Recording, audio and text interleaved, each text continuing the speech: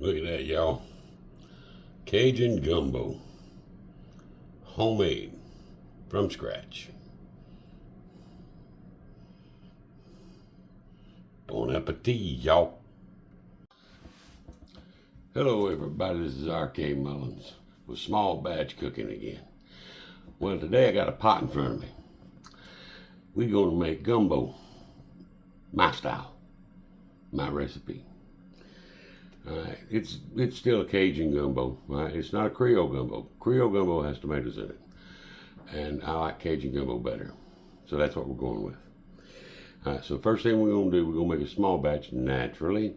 It'll be like anywhere between 1 to 2 servings. You know, two bowls each, 1 cup of bowl. Okay? So the first thing we're going to do, we got this heated up. We're heating up right now, right? So we're going to throw in our sausage, and we're going to brown our sausage. What do I do with that burnt spoon? Oh, there it is. All right, it in. Now, hopefully y'all can see some of this. This is andouille sausage. What kind of andouille sausage you want to use? The kind you daggone well like. Me, I like Richardson or Savoy.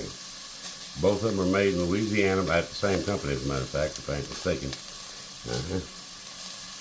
And they're extremely good. I mean, I will use other ones. It just depends on what I have available, you know, to me. Straight up, right? So as you can tell, there we go. Now,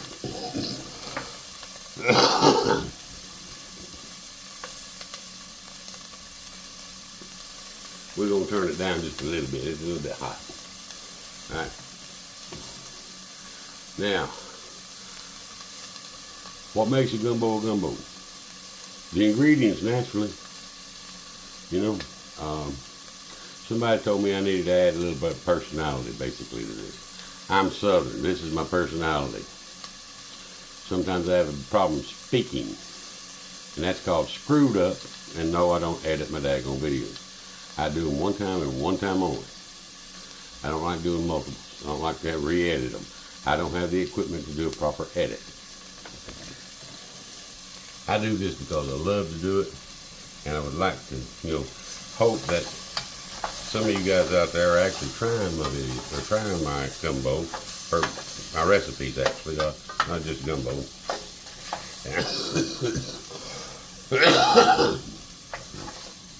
Please, you know, like, share, subscribe, you know, all that good stuff.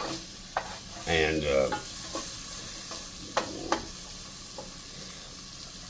I'd like to tell y'all I really highly appreciate you. I had the most views on one of my videos on the last one, which happened to be my better than Whataburger cheddar jalapeno biscuit. And I had, you know, quite a few views on it, and had a couple of comments, not that many, but please comment. I will read every one of them. I will answer you guys. Okay, guaranteed. It helps you commenting, sharing, and liking my video and stuff like that. Helps my channel grow, right? So that I can get more viewers and hopefully help other people who are just looking for one pot dish, or 1 to 2 servings up to 4 servings, you know, small batches, nothing major, right? Now, we got that brown, mostly brown, right? See there? Can't see it. There it is. Won't see it again. There it is. Holy hell! Look one more time. Damn! Look at that. And this is some really good. I'm using a half a stick of andouille sausage. Okay, now we're going to throw in I got 1 small onion, 2 celery stalks, and 1/2 of a large green bell pepper going in. Okay, this is the holy trinity for any gumbo, for anything Cajun. right?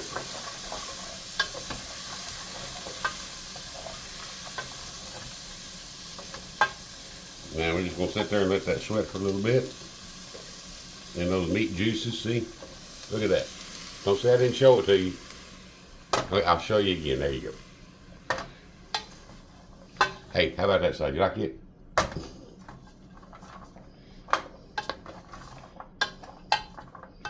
Alrighty then. Yep. Now, I'm going to turn the heat up just a little bit, not much. I don't want to burn it. I just want to cook it. Okay. Now,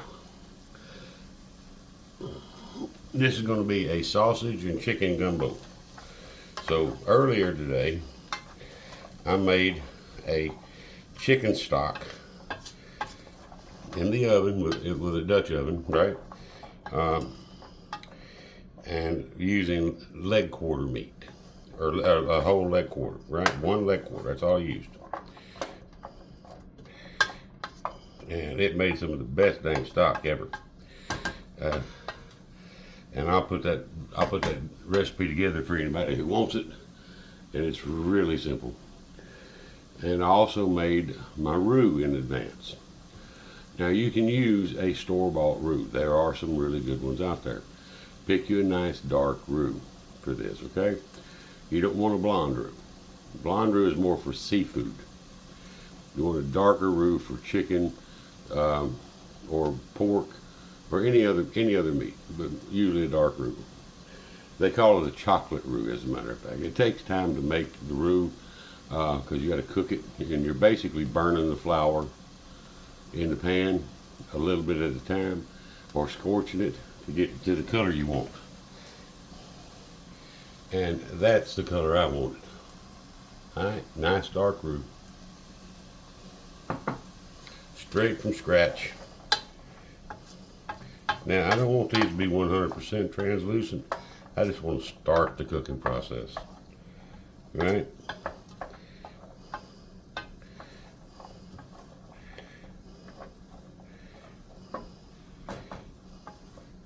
Now, how big of a size do you chop your onions, your celery, and your bell pepper? Whatever cotton picking size you like. If you like a rough chop, do a rough chop. You want fine chop because you don't like tasting the celery or whatever. There's a lot of people out there like that. I don't know why, but they are. Y'all need to get your taste buds checked. I guarantee you, go to the doctor, man, and have them screw that light bulb in there or something. It ain't even right. Celery is good food. Tomatoes, on the other hand, different story. There we go. See, we're starting to get a little bit of sweat in here, right?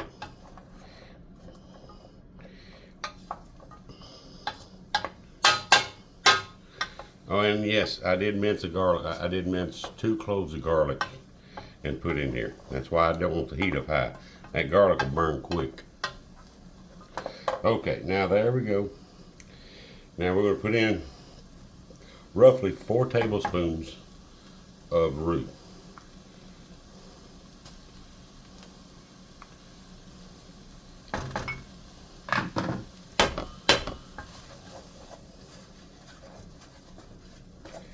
We'll mix that really good. Get that going in through the veggies and the meat. It's going to coat everything. Doing it this way keeps it from clumping up and getting, thick spots or big old clumps of flour, cooked flour. This right here, you do it this way, it is coating every cotton picking thing, right? Now, we're going to add, and this is my homemade Cajun seasoning. You want the recipe to it? I'll definitely give it up there. We're going to go 1 tablespoon of Cajun seasoning. If you like it hotter, make it hotter. I'm going to stir it in and get it mixed in with everything, because I don't want it to burn, and those seasonings will burn, right? Now, this recipe calls for 4 cups of chicken stock. All right. This is pretty close to it, but not quite. I think I'm going to be a wee bit short. And look at the color of that chicken stock right there, y'all. Look at that. Look at that. Get all them ingredients I had in there. Alrighty now. All that's going in, right?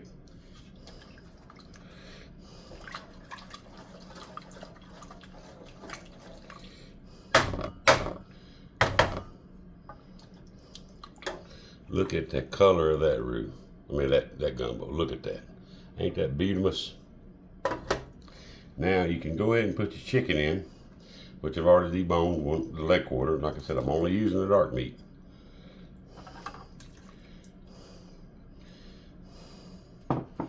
Yeah.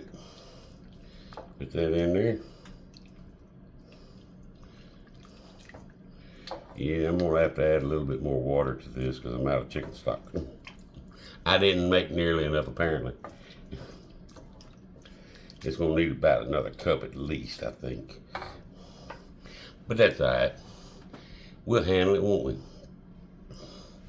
Now, here's where you want to season it, just a little bit, not much. All right. It'll work. Now, give it a taste. See how your seasoning's doing, right?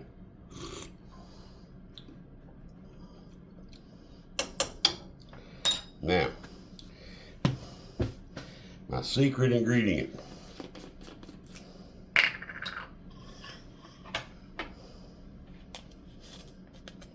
You're going to use a half a teaspoon of MSG.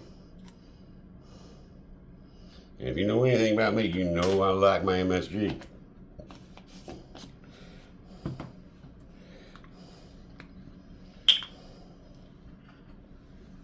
And you're going to use 1/8 teaspoon or a couple of drops of red wine vinegar.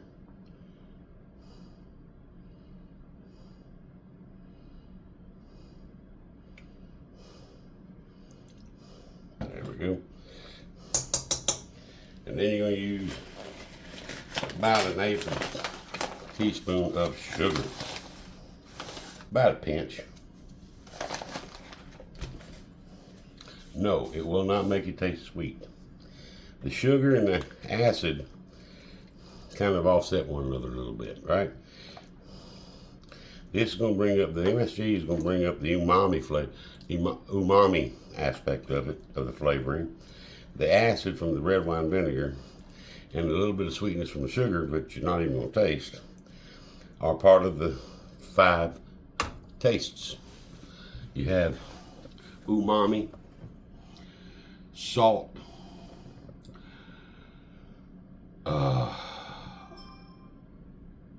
sour, sweet, and spicy. I think spicy. I ain't sure. I'm gonna say it's spicy. All right. Now,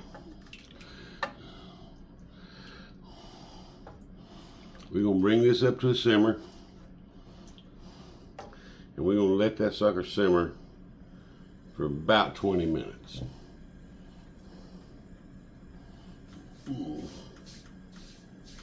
Now, also, once it's done simmering,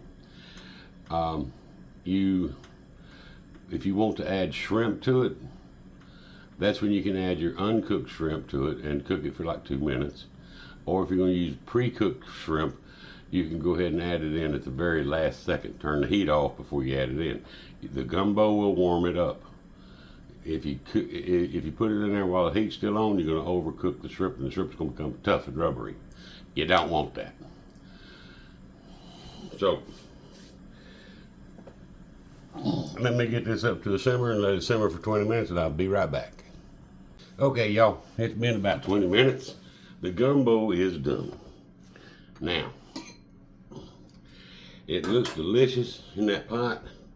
It looks even better in that bowl. Look at that. Look at that. Now, you see there? I did have to get another cup of chicken broth. Yeah, just one. But you notice that this ain't really thick. It's like a soup. It is a soup, actually. All right.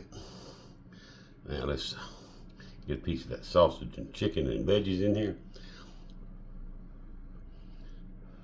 I ain't dumb enough to stick it in my mouth without cooling it down.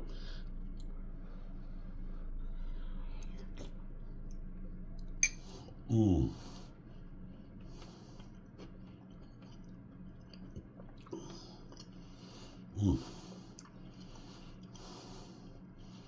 Just the right amount of seasoning.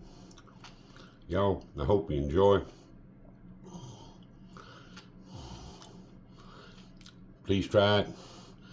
Again, comment, share, subscribe. It don't cost nothing. All right. Bon appetit, y'all.